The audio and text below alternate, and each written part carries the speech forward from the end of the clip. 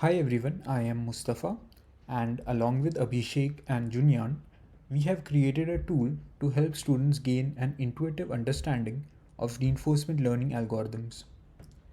Reinforcement learning can be pretty hard for beginners, and some students can be quite lost behind the involved mathematics.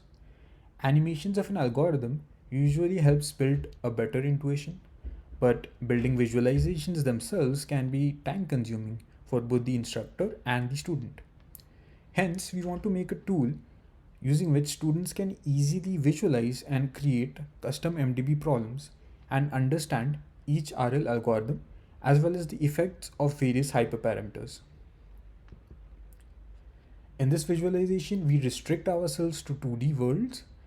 Most conclusions are cleanly transferable to higher dimensions and more complex problems. Let's see an example.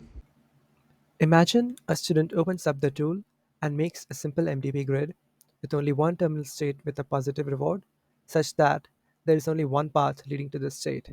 Then he runs Q-learning. The values within this circle are the V values of the state, and the values in the triangles are the Q values of taking the action in the corresponding direction. He observes that in tabular one-step Q-learning, the number of episodes it takes for the agent to meaningfully update the V-values of the initial state is at least the distance between the initial state and the terminal state.